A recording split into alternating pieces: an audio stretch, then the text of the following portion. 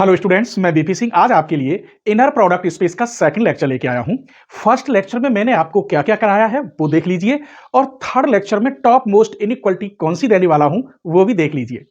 Lecture 1 में हमने inner product space को डिफाइन किया है, उसकी प्रॉपर्टी बताई है, उन प्रॉपर्टियों पर बेस कुछ वेरी वेरी इंपॉर्टेंट क्वेश्चन दिए हैं जिससे इनर प्रोडक्ट स्पेस की जो प्रॉपर्टी होती है वो आपकी क्लियर हो जाए। विद प्रॉपर्टी और इंपॉर्टेंट क्वेश्चन बताए थे। फिर हमने नॉर्म बताया था, नॉर्म आखिर क्या होता है, उसे हम लेंथ भी कह देते हैं, तो ये नॉर्म भी बताया था। फिर उसी लेक्चर में यूनिट वेक्टर बताया था।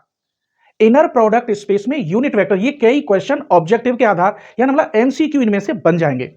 फिर मैंने इनर प्रोडक्ट स्पेस में डिस्टेंस बताई थी। जब दो प्रोडक्ट वेक्टर दे रखे हो तो उन दोनों वेक्टर के बीच की डिस्टेंस हम कैसे निकालते हैं, विद एग्जांपल। फिर हमने एंगल भी बताया था कि angle between the vectors in an inner product space, inner product space में दो वेक्टर दे रखे हो, अगर उनके बीच में एंगल थीटा हो तो उसे हम कैसे डिफाइन करते हैं, ठीक है।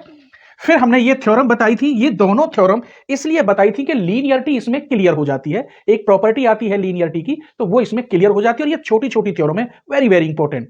फिर हम आपके लिए टॉप मोस्ट थ्योरम लेके आए थे, श्वाइज इनइक्वालिटी।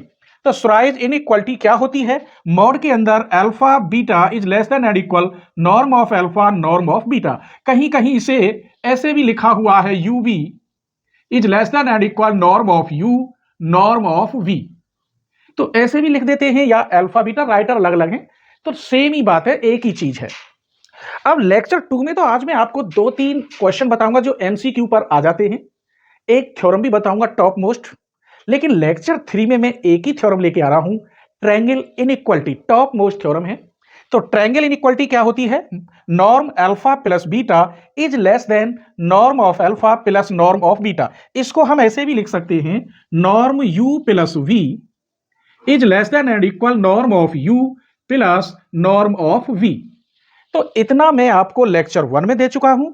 लेक्चर 3 में ट्रायंगल इनइक्वालिटी, और लेक्चर 2 अब आपके सामने पेश होगा। मैं पूरा लीनियर अलजेब्रा 90% करा रहा हूं। अगर आगे पीछे कोई भी टॉपिक आपको पसंद आया हो और शायद मैंने न कराया हो, तो उस पूरे चैप्टर की और उस टॉपिक की आप मेरे लिए व्हाट्सअप कर सकते हैं। मेरा जो नंबर है चैनल के डिस्क्रिप्शन में है, ठीक है, जिससे मैं ये समझ लूंगा इस चैप्टर के अंदर ये थ्योरम है और इसे किस टाइप से स्टैंडर्ड तरीका से डिफाइन किया जा सके, ठीक है। आइए तो अब हम बताते हैं लेक्चर 2 में टॉप मोस्ट क्वेश्चन और थ्योरम। आप इसकी स्क्रीनशॉट कर लीजिए। चलिए तो पहले हम आपको दो क्वेश्चन देते हैं। नॉर्म हम पढ़ा चुके हैं, यूनिट वेक्टर हम पढ़ा चुके हैं, उन पर हम नॉर्मलाइजर नॉर्म के दो क्वेश्चन लेते हैं।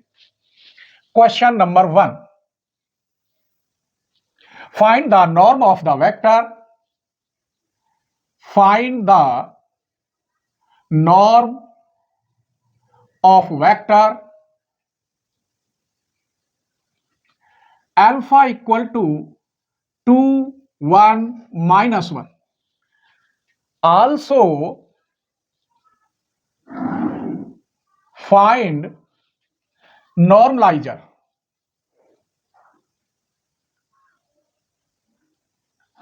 of this vector.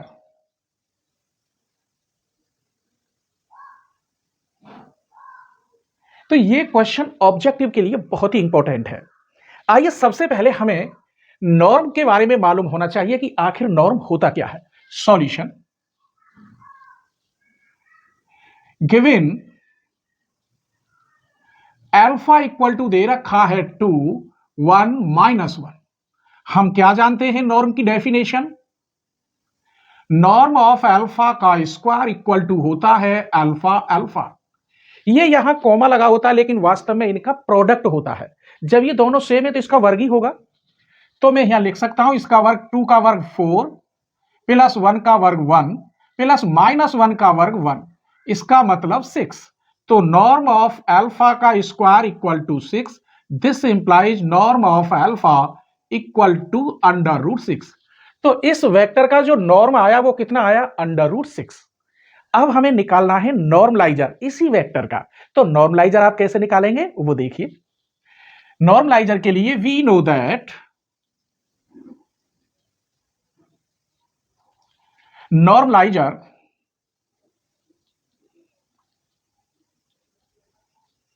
of this vector क्या होता है alpha upon norm of alpha.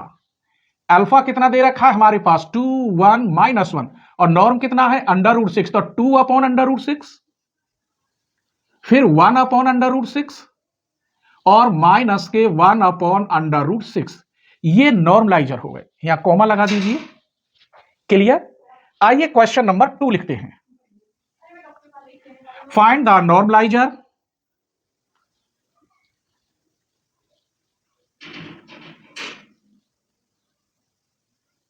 Normaliser of the vector. अब के दे रखा है अल्फा की वैल्यू 1 -2 और 5। नॉर्मलाइजर के लिए सेम यही कहानी है। अब मैं थोड़ा शॉर्ट लिखूंगा। इसकी वैल्यू निकालें यानी इसका वर्ग 1 + 4 + 25 तो ये हो गया this implies norm of alpha का स्क्वायर 30। कहने का मतलब norm of alpha equal to √30। इसमें केवल नॉर्मलाइजर पूछा, उसके लिए नॉर्म निकालना बहुत जरूरी है। ठीक है, तो नॉर्मलाइजर क्या होता है alpha upon norm of alpha. This implies alpha का मान कितना है 1 अपॉन √30 फिर माइनस के 2 अपॉन √30 5 अपॉन √30 ये इसके नॉर्मलाइजर हैं। अब इस टाइप का क्वेश्चन तो एग्जामिनर अपने दिमाग से बना सकता है, यहाँ 214 की जगह पे कुछ और लिख सकता है। आपको नॉर्म और नॉर्मलाइजर दोनों आने चाहिए। एमसीक्यू में 100% आएगा गारंटी से। क्लियर। आइए क्वेश्चन भी हो गए और ऑब्जेक्टिव में भी ये बनेगा 100%। आइए अब एक थ्योरम लेते हैं इंपॉर्टेंट, उसके 2 पार्ट हैं। Theorem in an inner product space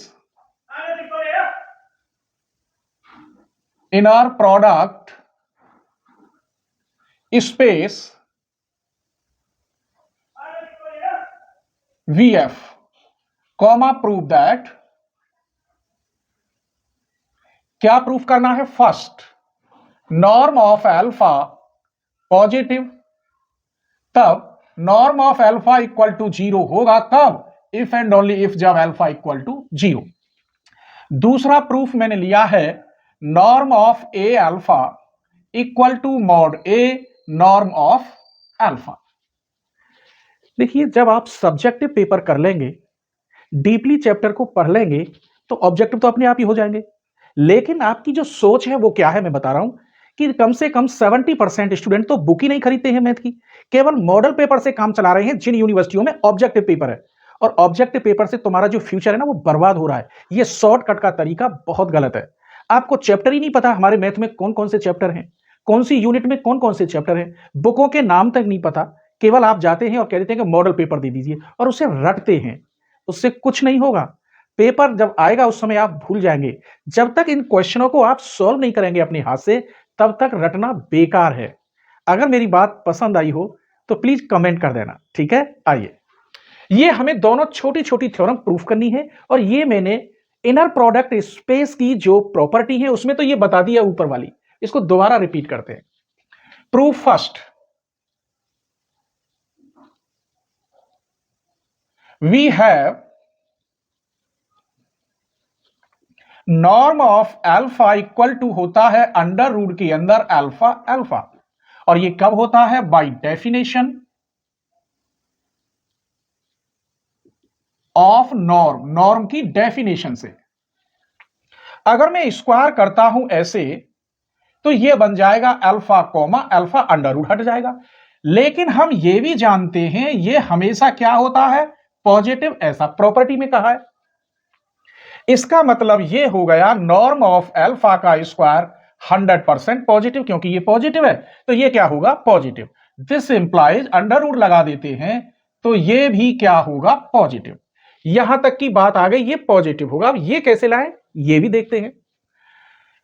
अब हम ये जानते हैं also alpha alpha equal to 0, लेकिन ये 0 कब होता है मेरे बच्चों जब 100% अल्फा का मान 0 हो, ऐसा प्रॉपर्टी में कहा है। ये 0 के बराबर कब होगा इफ एंड ओनली इफ जब अल्फा इक्वल 0 हो। अब इसकी जगह पर मैं ये रख सकता हूं नॉर्म ऑफ अल्फा का square equal to 0 if and only if alpha बराबर 0। अंडर रूट लगा दीजिए दोनों ओर का तो अल्फा बराबर 0 if and only if alpha equal to 0। ये भी प्रूफ हो गया। चलिए तो अब सेकंड देखते हैं। सेकंड नंबर में ये प्रूफ करना है, हम जानते हैं वी हैव, इसी को मैं ले रहा हूं, नॉर्म ऑफ ए अल्फा का स्क्वायर होता है ए अल्फा कोमा ए अल्फा। जैसे ये होता है ये वाला, तो यहां अल्फा लगा हुआ है, इसमें से क्या करते हैं, इस ए को बाहर ले लेते हैं, यहां अल्फा और ए अल्फा बचा, इनको चेंज कर देते हैं इसकी तरह। जैसे ये चेंज किया था मैंने, यहां पर कहां था, ये चेंज किया था अल्फा को, इधर अल्फा ये वाला चेंज किया था, तो बाहर हट जाता है, ये बाहर हट जाएगा। यहां पर कहां लगाया था, इसमें देख लेना कहीं होगा। तो इसे मैं क्या करता हूं, ए अल्फा मैंने इधर ले लिया और अल्फा इधर ले लिया, तो यहां क्या लगा दिया, बार। अब इस ए को बाहर ले लीजिए, तो यहां ए बार आ जाएगा और यहां बचेगा अल्फा, अल्फा का बार।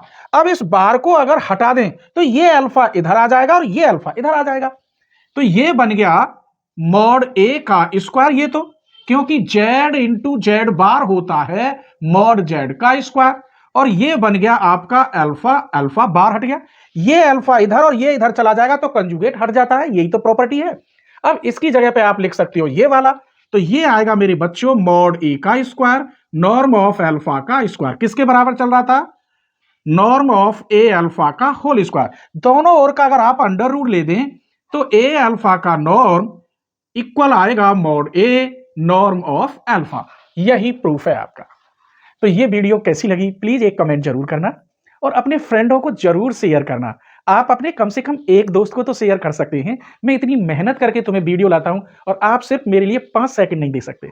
ठीक है, चलिए स्क्रीनशॉट ले लीजिए और नेक्स्ट लेक्चर में फिर हम आपको कुछ और लेके आएंगे। तब तक के लिए आप इसे देखिए, पूरी प्लेलिस्ट कंप्लीट कर दी है आपके लिए। ठीक है, स्क्रीनशॉट ले लीजिए।